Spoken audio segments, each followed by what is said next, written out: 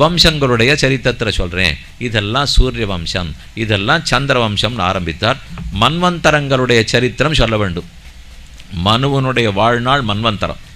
அது கணக்கு பார்த்தா பிரம்மாவனுடைய பகல் பொழுதுங்கிறது 1000 சதுர்யுகங்கள். அதுக்குள்ள பல மனுக்கள் வந்துட்டு போவா. 14 மனுக்கள் ராஜ்யத்தை ஆளுவா. ஒவ்வொரு மனுவுக்கும் 71 சதுர்யுகம். அப்படின்னா அத்தனையால் பெருக்கிங்க, பெருக்க கிட்டத்தட்ட 998 கிட்ட வந்துடும். 1000ன்னு வச்சுங்களேன். அந்த ஒவ்வொரு மனுவனுடைய காலத்திலையும் நடந்த சரித்திரத்தை மன்வந்தரம்னு சொல்லுவார்கள். சுவயம்புவ மனுவை பற்றி தான் முதல்ல சரித்திரம் பார்த்துன்னு வந்தோம். அதுக்கப்புறம் மற்ற மனுக்களை பற்றி சொல்கிறார். அதிலே ஆச்சரியமான சரித்திரம். முதல்ல நடந்தது சுவயம்புவ மனு, அடுத்தது 2வது ஸ்வாரோச்சிஷ மனு, 3வது உத்தம மனு, 4வது தாமச மனு, அதுக்கப்புறம் 5வது மனு. தாமச மன்வந்தர சரித்திரம் பார்ப்போம். சதுர்த்த உத்தம பிராதா மனுர்நாம்னாச்ச தாமசா பிருத்துஹு க்யாதிர் நரஹ் கேதுஹு இத்தியாத்யா தசதத்சுதாக. 4வது தாமச மன்வந்தரம். அதில் பகவான் ஹரிங்கிற அவதாரம் பண்ணுறார். கஜேந்திர மோட்சம் கொடுத்தார். கஜேந்திரன் முதலையனிடத்திலே சிக்கிக்கொள்ள ஓட்டமாக ஓடி வந்த பகவான் அவனை ரட்சித்து கொடுத்தான்னு சரித்திரம் எல்லாரும் அறிந்தது. யானை சிக்கிண்டது, முதல வாயில் சிக்கியது. ஓஹோன்னு கருட வாகனத்தில் பெருமாள் வந்தார். எந்த அம்மா பெத்த குழந்தைக்கு இந்த கதை சொல்லாமல் தூங்க பண்ணியிருக்கா? அந்த கதையை கேட்கும். தினப்படி அதே கதை சொல்லணும். நாளைக்கு கதையை மாற்றிட்டா நேற்று சொன்ன கதை சொல்லணும். ஏன் அதுனால் குழந்தைகளுக்கு சொல்கிறதும் சரி, பெரியவர்களான நாம கேட்குறதும் துஷ்வப்பன நாசனம். என்ன கெட்ட கனவு வந்ததுன்னாலும் கஜேந்திர மோட்ச சரித்திரம் கேட்டால் அது போயிடும். அதெல்லாம் வந்ததே இல்லையே சுவாமின்னா தூக்கமே வராது இருக்கலாம். அப்போ கனவு எப்படி வரும்? 2 கட்டானாவே இருக்கும். அப்படி தூக்கம் வராதவர்களுக்கும் தூக்கம் வரும். தூக்கம் வந்தால் ஆழ்ந்த தூக்கம் வரும். துஷ்வப்பனங்கள் எல்லாம் விலகியே தீரும். அப்படி கஜேந்திரனுடைய துன்பத்தை போக்கினவன் பகவான். ஆசீத் கிரிவரோ ராஜன் திரிகூட்ட இதி விஸ்ருதா க்ஷீரோதேன ஆவர்த்த ஸ்ரீமான் யோஜனாயுதம் உச்சிருத்தா. திரிகூட்டம்னு ஒரு மலை, அதனுடைய கரையிலே அழகான ஒரு பொய்கை, ஒரு குளம். அது தாமரை குளம். ஒரு ஆனை கஜயூதவன் நிறைய ஆனைகளோட சேர்த்துண்டு ஓஹோ ஆஹோன்னு இங்கி அங்கேயும் துதிக்கி ஆட்டி கொண்டு பக்கத்தில் இருக்கிற மூங்கில்லாம் எடுத்து சாப்பிட்டுண்டு தானாக கொண்டு பெரிய ஜந்துங்கிற அந்த வேகத்தோடு போகிறது.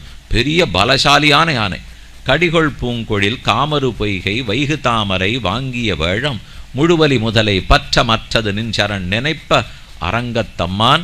50 பாசுரம் திருமங்கையாழ்வார் பாடினார். அதில் சொல்கிறது அழகான பொய்கை, இதில் இருக்கிற தாமரை புஷ்பத்தை பறித்து பகவான் திருவடிக்கு சமர்ப்பிக்கணும்னு யானை காசே. ஏன்னா இந்த யானை ஒரு சாபவசத்தினால பிறந்திருக்கு. இதுக்கு முன்னாடி ஜென்மம், இதுக்கு வசந்த ஜென்மம். அந்த ஜென்மத்தினுடைய புண்ணிய வாசனை இதுக்கு இருக்குது. ஆனால் ரிஷி ஒருத்தர் இடத்துல தப்பு பண்ணவே சாபவசத்தால் பிறந்திருக்கு. அதனால் தெரியறது அதுக்கு புண்ணியம் இருக்குது, பகவத் பக்தி இருக்குது, அர்ச்சனை மனம்னு தோன்றது. அப்படி துதிக்கி ஆட்டின்னு போய் அந்த தங்கத்தாமரையை பறிச்சுடுத்து. பறித்து எடுக்கிற சமயத்தில் காலை குளத்தில் வச்சுதா ஒரு முதலை, அது ஒரு சாபவசத்தால் முதலையாக படுத்துட்டுருக்கு. அந்த முதலை ஆனையினுடைய காலை பிடிச்சது, ஒன்றுக்கொன்று கவியது. 1000 ஆண்டுகள் தேவமானத்தால் சண்டை. கஜ ஆகர்ஷத்தே தீரே கிராக ஆகர்ஷத்தே ஜலே. ஆனை பிடிச்சி நிலத்தில் இழுக்கிறது, முதலை பிடிச்சி ஜலத்தில் இழுக்கிறது. இப்படி அப்படியும் தொந்த யுத்தம். கொஞ்சம் கொஞ்சமாக ஆனை ஜலத்துக்குள்ளே போகிறது. முதலைக்கு ஜலத்தில் பலம் அதிகம், யானைக்கு தன்னிலத்தில் தான் பலம். இது போயிடுத்து. காலெல்லாம் முழுகித்து, உடம்பு முழுகிடுத்து, மத்தகம் முழுகிறது. துதிக்க மட்டும்தான் இந்த மேலே நீட்டின்னு இருக்கு. யார் காப்பாற்ற போகிறான்னு தெரியல. கூட இருக்கிற பத்னி புத்திரர்கள் காப்பாற்றுவார்கள், முடியல.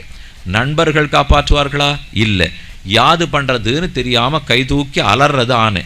ஓம் நமோ பகவதே தஸ்மை யத ஏதச் சிதாத்மகம் புருஷாய ஆதிபீஜாய பரேஷாய அபிதீமகி யஸ்மின்னிதம் யதச்சேதம் ஏனேதம் எய்தம் ஸ்வயம் யோஸ்மாது பரஸ்மாச்ச பரஸ்தம் பிரபத்யே ஸ்வயம்புவம். என்னை யார் படைத்தாரோ முழுமுதற் காரணமோ, ஜகத்துக்கு சிருஷ்டி காரணம், ஸ்திதி காரணம், லய காரணம் யாரோ, உபாதான காரணம், நிமித்த காரணம், சககாரி காரணம் யாரோ, அந்த ஜகத்துக்கே காரணமானவர் என்னை காப்பாற்றட்டும். ஏன்னு யோசிச்சு பார்த்தது. யதோவா இமானி பூதானி ஜாயந்தே ஏன ஜாதானி ஜீவந்தி யத் பிரயந்தபிசம்பிசந்தி தத் விஜிக்ஞாசஸ்வ தத் பிரம்மேதி. உபனிஷத்து பிரம்மத்துக்கு அடையாளம் சொல்கிறது. யார் பிரம்மம்னு சிஷ்ய பிள்ளை கேட்குறான். ஆச்சாரியன் பிரம்மத்துக்கு அடையாளம் சொல்கிறார். எதனிடத்திலிருந்து பிரபஞ்சமெல்லாம் உருவாகுமோ, உருவான அனைத்தும் யாரால் காப்பாற்றப்படுமோ, உருவான அனைத்தும் யாரிடத்தில் போய் லயிக்குமோ அவர் பிரம்மம். இதுதான் அடையாளம். எல்லாம் அவரிடத்துலேருந்து தான் உருவாகணும், அவரிடத்துல தான் ஒரு நாள் போய் லயிக்கணும். யார் விதைத்தானோ அவர் தானே தண்ணீர் ஊற்றி ஆகணும், யாரிடத்துலேருந்து படைக்கப்பட்டதோ அவர் தான் காப்பாற்றி ஆகணும். அதனால தான் ஆனை ரொம்ப சாமர்த்தியமாக என்னை படைத்தவன் காப்பாற்றட்டும்ங்கிறது. விதைச்சவன் தான் ரட்சித்தாகணும். ஓம் நமோ பகவதே வாசுதேவாய நமோஸ்துதே அகில காரணாய அத்புத காரணாய நிஷ்காரணாய. எல்லாத்துக்கும் காரணமாக இருக்கிறவரே, அத்புத காரணமாக இருக்கிறவரே, உனக்கொரு காரணம் இல்லாதவரே. ரொம்ப முக்கியமான அடையாளம். காரணம்னு சொன்னால் இப்போ அடியன் 2 பிள்ளைகளுக்கு காரணம், அடியன் தகப்பனார் ஒருத்தருக்கு காரணம், அவரப்பா 5 பேருக்கு காரணம், சரி திருத்தராஷ்டிரம் 100 பேருக்கு காரணம், சகரம் 60,000 பேர் காரணம் வச்சுங்களேன். உலகத்தில் 1,00,000 பேர் கூட ஒருத்தர் காரணமாக இருக்கணும். ஆனால் எல்லாருக்கும் காரணமாக ஒருத்தர் இருப்பாரா? சாத்தியமில்லை. அப்படியே இருக்காருன்னு வச்சுக்கோ, அவருக்கு ஒரு காரணம் இருப்பாரே. இன்னாருக்கு தந்தை, இன்னாருக்கு தாய், இன்னாருக்கு தந்தை, இன்னாருக்கு தாய். ஆனால் இந்த ஆணை கூப்பிட்டது தனக்கொரு காரணம் இல்லாதவராக இருக்கணும், எல்லாத்துக்கும் காரணமாக இருக்கணும். அத்புத காரணமாக என் கண்ணுக்கே அவர் தெரியாதவராக இருக்கணும். லோகத்தில் மண்ணு காரணம் குடத்துக்கு, தங்கம் காரணம் சங்கிலிக்கு, புஷ்பம் காரணம் மாலைக்கு, நூல் காரணம் வேட்டிக்கு. நூலும் கண்ணில் தெரியறது, வேட்டியும் கண்ணில் தெரியறது. தங்கமத்தையும் பார்க்கலாம், சங்கிலியும் பார்க்கலாம். ஆனால் பிரம்மம் ஜெகத்துக்கு காரணம்னு அவரை பார்க்க முடியலையே. அதான் அத்புத காரணம். அதை எப்படி தெரிஞ்சுக்கலாம்? பார்க்கவே இல்லையா, சாஸ்திரம் கொண்டு தெரியணும். நம் கண்ணுக்கு தெரியாத விஷயத்தை வேத சாஸ்திரம், வேத மாதா நமக்கு சொல்லி கொடுத்து புரிஞ்சுக்கணும். இது இத்தனை யானைக்கு தெரியுது. இது யாரோ மனுஷனோ ரிஷியோ பேசிட்டு இருக்கிறது இல்லை. இந்த ஆழ்ந்த கருத்து தெரிஞ்சு ஆனை கை கூப்பிடுறது இது வரைக்கும் திரும்பியே பார்க்கல பெருமாள். பக்கத்தில் இருக்க நாச்சியார், இது என்ன விளையாட்டு தெரியலையே, அவர் தான் 1000 வருஷமாக சண்டை போட்டுருக்காரோ இல்லையோ, உமக்கு வேண்டிய பக்தன் தானே, உடனே போய் காப்பாற்ற வேண்டியதானே. என்னால் போவேன் தேவி, ஆனால் அவன் வாண்டான்னு விடுவான். இப்போதைக்கு தன்னை காப்பாற்றிக்க முடியும்ல தெம்பில் இருக்கான். அது ஓஞ்சாத்தான் நான் போனால் ஒத்துப்பான். நான் என்னை காப்பாற்றிக்கிறேன் வரைக்கும் பகவான் எத்தனை தரம் முன்னாடி வந்து நின்று சொல்லட்டும், மாட்டேன்னு விடுவோம். அவ்வளவு என்ன, தன்னால் ரட்சிக்க முடியாதுன்னு தெரிஞ்சது ராவணனுக்கு. இன்று போய் நாளை வான்னு சொல்லிவிட்டார். அந்த சொன்ன சமயம் சரணம்னு ஒரு வார்த்தை சொல்ல மாட்டானா? சரியான வாய்ப்பது. அந்த நிமிஷத்தில் மட்டும் சரணம்னு சொல்லியிருந்தானால் பெரியவாச்சான் பிள்ளையின் ஆச்சரியமான ஆச்சாரியன், 4000 பாசுரங்களுக்கும் வியாக்கியானம் பண்ணவர், திருச்சேங்கனூருங்கிற இடத்துல அவதரித்தவர். ஸ்ரீமத் கிருஷ்ண சமாஹ்வாய நமோ யாமுனசூனவே எத் கட்டாட்சைக லக்ஷானாம் சுலப ஸ்ரீதரஸ்ததான அவரை பற்றின ஸ்லோகம். 4000 பாசுரத்துக்கு வியாக்கியானம் பண்ணவர். அந்த சுவாமி எழுதுகிறார், ராவணனிடத்தில் தோக்கிற பாக்கியத்தை இங்கே ராமன் பண்ணலேன்னு எழுதினார். ராவணன் தோக்கிறது இருக்கட்டும், ராவணனிடத்தில் ராமன் தோக்கணுமா? எப்போதென்றால் இன்று போய் நாளை வான்னு சொல்லச்சே தடால்னு கீழே விழுந்து ராமா சரணம்னு அவன் சொல்லியிருக்கட்டும், ராவணனிடத்தில் எங்கள் ராமன் தோத்திருப்பார். அந்த தோக்கிற பாக்கியத்தை எங்கள் ராமன் இழந்து விட்டார். கையிலே பெரிய வில்லு பிடிச்சுட்டு இருக்கார் ராமன். ராவணனிடத்துலையும் வில்லு இருக்குது. விசிறிச்ச சசரம் சாபம், அர்ஜுனன் வில்ல விட்டான்னு பார்த்துருப்பேள். ராவணனிடத்திலிருந்து வில்லு கீழே விழுந்துடுத்து. அப்போ தான் இன்று போய் நாளை வான்னு அமுச்சு வைக்கிறார்.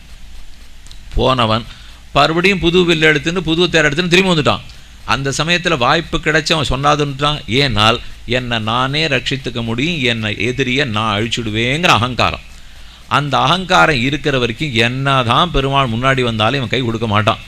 கை ஓஞ்சாத்தான். 2 பேர் வியாபாரம் பண்ணிட்டுருப்பா, நானும் குறுக்க சேர்றேன்னா ஒத்தும் சேர்த்துக்க மாட்டான். 2 வியாபாரத்தில் ஒருத்தர் நொடிச்சு போடுவோம். அப்போ நீங்கள் போங்க வெத்தலைபா கொடுத்து கொண்டு போடுவா. அது இல்லாத வரைக்கும் நீங்கள் கூட்டு பாருங்க, யாரும் வரமாட்டான். அதனால தான் நம்ம ரட்சிப்போம்னு இருக்கிற வரைக்கும் பகவான் வர்றதில்லை. முடியாதுன்னு கையை தூக்கினார், வந்த வேகம் கருடனே வாரும். கருடனுக்கு தயாரே பண்ணல. அன்றைக்கி புறப்பாடுன்னு ஒன்றும் நிகழ்ச்சி நிரல்ல இல்லவே இல்லை. பிரதான மந்திரி கிளம்புவார். கார்த்தால வந்து அவருடைய உதவியாளர் படிக்கணும். காலையில் 7 மணிக்கு பால் அருந்துகிறீர்கள், 8 மணிக்கு சிற்றுண்டி சாப்பிடுகிறீர்கள், 9 மணிக்கு விமானத்தில் இந்த ஊருக்கு போகிறீர்கள், 3:45 நிமிஷம் பேசுகிறீர்கள். இதெல்லாம் போடுவா. இந்த 4 நிமிஷம் ஏன் விட்டுறாலும் தெரியல, ஏதோ போடுறான்னு வச்சுக்கோ. அதனால் இன்னென்னதுன்னு போட்டு அதன் படிக்கத்தான் நடக்கணும். ஒரு துளி மாறி தின்னால் எங்கேயோ 20 நிமிஷம் நின்றுட்டார்னு நாடு முழுக்க அல்லோல பட்டு போச்சா? இதுதான் நடக்கும். இது இவருக்கே இவ்வளவுன்னா சர்வேஸ்வரனுக்கு எவ்வளோ இருக்கும்? ஆனால் ஒரு தயார் இல்லை, ஒரு ஏற்பாடு இல்லை, நிகழ்ச்சியினரே இல்லை. வேகமாக வரார். அவாகன பரிஷ்கிரியம், கருடனுக்கு தயாரே பண்ணல. தான் உட்காண்டிருக்கிற சிங்காதனத்திலேருந்து கீழே குதிக்கிறார். விஸ்வக்சேனர் கொண்டு பாதுகையை நீட்டணுமா, பாதுகையை சாத்திக்கணும். பக்கத்தில் நாச்சிமார்கள் கைத்தாங்கல அழைச்சின்னு போய் வாசல் வழிக்கும் விடுவா. ஓஹோன்னு ஜெய கோஷம், பெரிய வாத்திய கோஷத்தோட பெருமாள். ஒன்றும் நடக்கலை. இன்னைக்கு ஒரு பரப்பாட்டுக்கு ஒரு சன்னாக ஏற்பாடு இல்லை.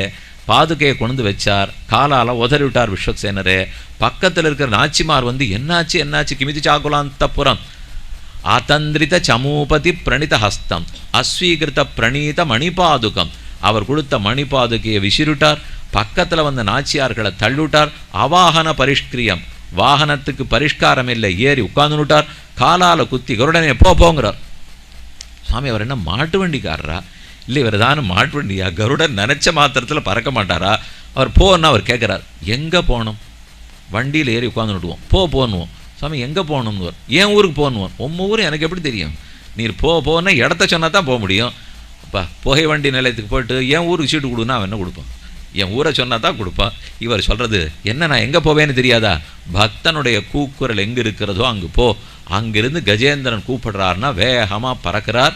சுகாச்சாரியர்னு சொன்னது, பராசர பட்டரும் சொன்னது. ஏவம் கஜேந்திரம் உபவர்ணித நிர்விசேஷம் பிரம்மாதயோ விவிதலிங்க பிதாபிமானாக நைதே யதோப சசுர்புர் நிகிலாத்மகத்வாத் தத்ர அகிலாமரமயோ ஹரிராவிராசீத். அனைவரும் பார்த்து கொண்டிருக்கும் போது ஆச்சரியமாக பார்க்குறா, எதுக்கு இந்த பெருமாள் கருடன் பேரில் வேகமாக ஓடுறார்? முன்னாடி போட்டுருந்த மாலையெல்லாம் பின்னாடி போட்டுத்தான், பின்னாடி சாத்தின்னு இருந்த பிறகவாளி முன்னாடி வந்துவிட்டான், இங்கே சாத்தின்னு இருக்கிற எல்லாமே பின்னாடி போட்டுத்தான், முன்னும் பின்னும் மாற்றிருக்கே, பார்த்தா நன்னா இருக்காது சொன்னார். இது புது திருக்கோலமாக ரொம்ப நன்னா இருக்கே. நமக்கு ஏதானு ஒன்று மாற்றி போட்டுனுட்டா அவா பிடிச்சுனுடுவா, என்னாச்சு நமக்கு போய் சரிப்படுத்தினு வாங்க விடுவா.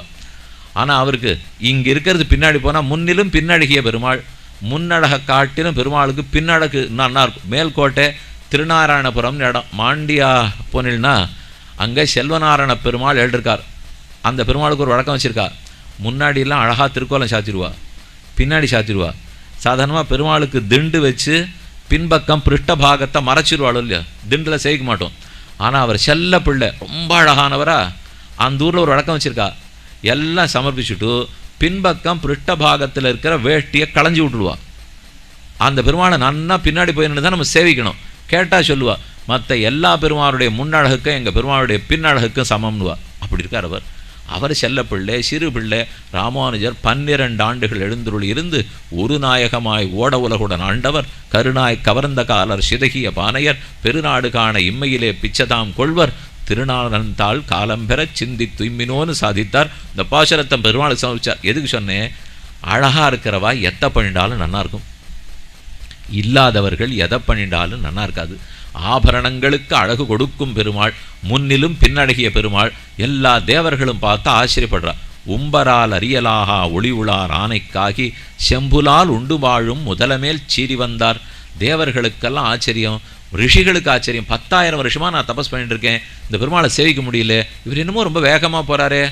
பக்கத்து ரிஷி சொன்னார், நான் கண்டுபிடிச்சிட்டேன், இதில் ஒரு சூக்ஷ்மார்த்தம் இருக்குது. 10,000 வருஷம்லாம் தபஸ் பண்ண வேண்டாம், இவரை சட்டுன்னு பார்க்கணும்னு ஆசை இருந்தால் முதல வாயில் காலை கொடுத்துருங்க போரும், பெருமாளை பார்த்துடலாம். என்னார் முதல வாயில் காலை கொடுத்தா பார்க்க முடியாது, அவன் தான் ஜெகத்காரணம் தெரிஞ்சு கூட்டாத்தான் பார்க்க முடியும். நம்ம ரட்சிக்கிறதுக்கு அவரால் தான் இயலும், என்னால் இயதாதுன்னு ஏற்றுக்கொள்ள வேண்டும்.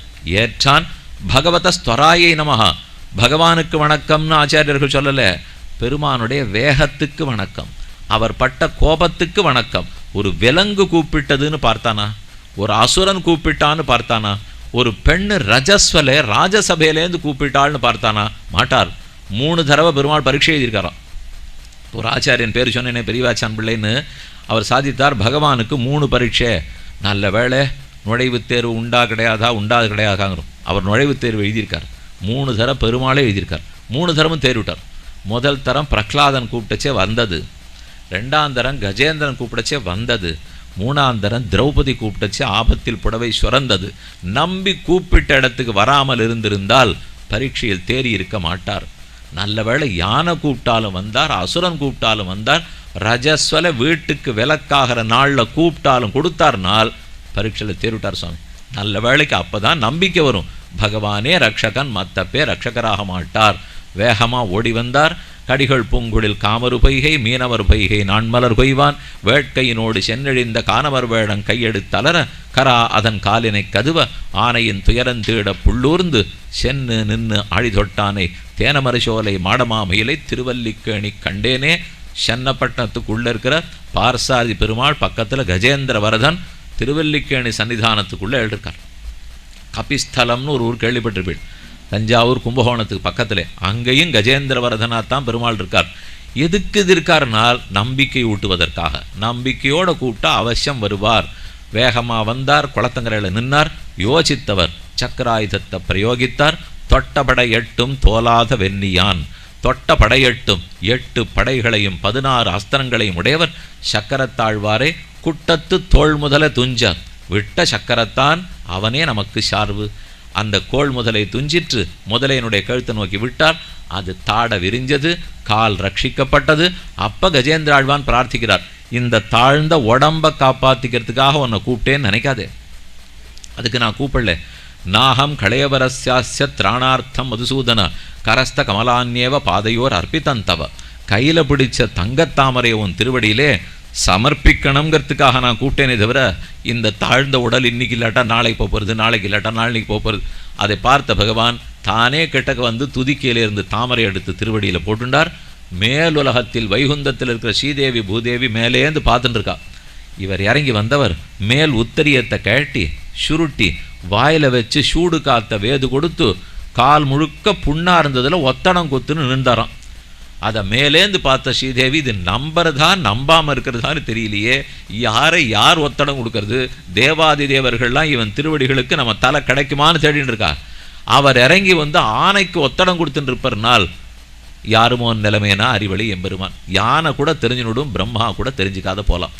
எப்பேற்பட்டவன் அகங்கரித்தா தெரிஞ்சுக்க முடியாது. ஒன்றுமே இல்லாதவன் அகங்காரம் இல்லாத இருந்தால் அஜ்ஞானத்தோடு இருக்கிறவனும் தெரிந்து கொள்ளலாம்.